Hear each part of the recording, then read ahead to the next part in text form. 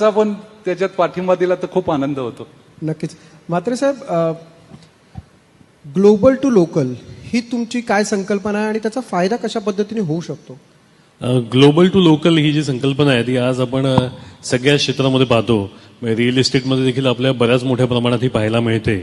आज आपण पाहत असाल मुंबई पुणे सारख्या शहरांमध्ये जे विकसित होत असलेले रहिवासी किंवा मिक्स यूज प्रोजेक्ट आहेत याच्यामध्ये विशेष करून आपण डेव्हलपर्सना आंतरराष्ट्रीय थीम वापरताना पाहतो. आपण पाहतो की बाबा कोणीतरी डेव्हलपर युरोपियन थीमवरती काहीतरी करतोय किंवा कुठली तरी रेनेसान्स थीम आहे ज्याच्यावरती लँडस्केप किंवा आर्किटेक्चर होत आहे. आणि तीच संकल्पना आज आपण सगळीकडे पाहतो. मी पण माझ्या जीवनामध्ये हे अनुभवलेलं आहे की मी स्वतः म्हणजे आर्किटेक्चर माझं जे आहे ते मास्टर्स लंडनला केलं आणि तिथे मी जेव्हा जॉब करत होतो अनेक आंतरराष्ट्रीय दर्जाच्या प्रकल्पांवरती काम करण्याची संधी मिळाली. युरोपमध्ये सिंगापूरमध्ये असे प्रोजेक्ट आपण केलेले आहेत. पण त्यावेळेला ते काम करत असताना त्या आंतरराष्ट्रीय दर्जाच्या प्रोजेक्टवरती काम करत असताना नेहमी मनात ही भावना होती की आपल्याला आपल्या समाजासाठी काहीतरी काम करायचं आहे. त्याच्यामुळे जेव्हा परत येऊन मी अशा प्रकल्पांवरती काम करत होतो त्याच्यातला आत्ता हा विशेष करून केनी सिटी हा जो प्रकल्प आहे याच्यामध्ये मी खरंच पाहतो की ग्लोबल टू लोकल ही जी संकल्पना आहे ती काही प्रमाणामध्ये सत्यामध्ये उतरते. इथे आम्ही ह्याला आर्किटेक्चरमध्ये कसं आणलं ते पण मी थोडक्यात सांगतो की आम्ही हे करत असताना तिथे लोक विविध आंतरराष्ट्रीय थीम वापरतात. आम्ही डेडिकेटेडली आम्हाला हे छत्रपती शिवाजी महाराज यांच्यावरती समर्पित करायचं होतं म्हणून आम्ही त्या थीमचा वापर केलेला आहे. आम्ही मराठा फोर्ट आर्किटेक्चर जे आहे त्या डोमेनमध्ये आम्ही सगळ्या बिल्डिंग्स डिझाईन केलेल्या आहेत.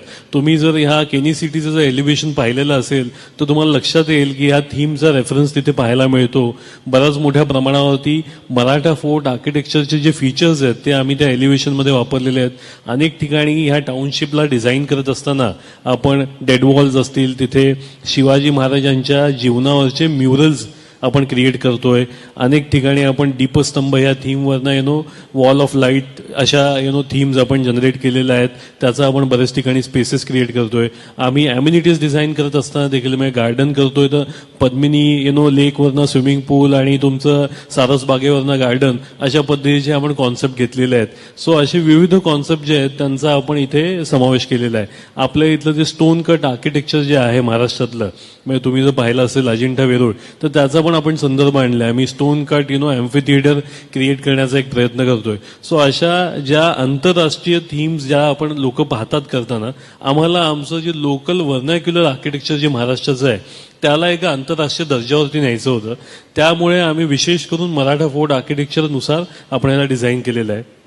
अनेक ठिकाणी आपण पाहाल की ॲम्युनिटीज डिझाईन करताना आम्ही क्लब हाऊसमध्ये देखील तुम्हाला जांभा दगड काळा दगड हा तुम्हाला पाहायला मिळेल. त्याच्यावरून आम्ही क्लब हाऊस डिझाईन केलेलं आहे. त्याचे एक्सपिरियन्सेस डिझाईन केलेले आहेत की जेणेकरून जो कोणी तिथला जो रहिवासी असेल त्याला ह्याच्यामध्ये ती जी ग्लोबल लाईफस्टाईल जी एक्सपेक्टेड आहे की मी एक ग्लोबल एक्सपिरियन्स जो मला अपेक्षित आहे तो त्यांना तिथे पाहायला मिळेल. सो हे ग्लोबल टू लोकलचं एक उत्तम उदाहरण म्हणायला हरकत नाही की जिथे सर्वसामान्य शेतकरी आज देखील आपल्या स्वतःच्या मोबाईलवरनं सगळ्या ग्लोबल गोष्टींचा एक्सपिरियन्स फोनवरती करतो. पण त्यालाच त्या स्वतःच्या घरामध्ये असू दे ज्या टाउनशिपमध्ये तो राहतोय तिथला जो रहिवासी आहे त्याला ते एक्सपिरियन्स करता यावं ह्याच्यासाठी आम्ही केनी सिटीला ग्लोबल टू लोकल ह्या थीमवरती इन अ वे डिझाईन केलेलं ही संकल्पना त्याच्यामध्ये पूर्णपणे आलेली आहे. तुमची ही थीम खूप छान आहे. तुम्ही आर्किटेक्ट आहात. आपण रायगडसारख्या जिल्ह्यामध्ये हे सगळं काम करता.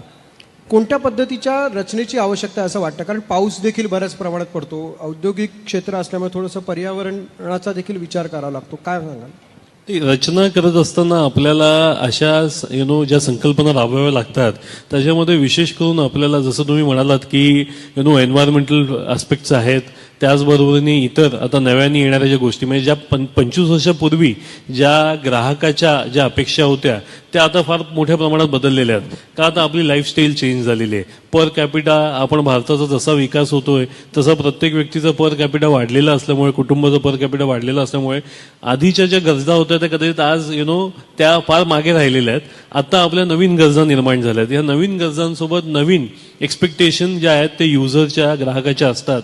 सो आज घर घेताना देखील प्रत्येक व्यक्ती हे पाहत असतो की मला किती साईजची रूम मिळते ह्याच्याही पलीकडे आज जाऊन व्यक्ती म्हणत असतो मला काय व्ह्यू मिळणार आहे, माझ्या बेडरूममधनं, लिव्हिंग रूममधनं, बाल्कनीमधनं मला काय दिसतंय, या घराचा ओव्हरऑल एक्सपिरियन्स कसा असणार आहे, आज मी माझ्या संकुलामध्ये खाली चालत असताना माझा एक्सपिरियन्स कसा असेल, कुठल्या प्रकारची झाडं तिथे लावली जातात, कुठली फुलझाडं तिथे आहेत, त्यापासून आमचा क्लब हाऊस कसा असेल, या सगळ्या ज्या थीम्स आहेत हा आज ग्राहक चेक करूनच घर परचेस करत असतो.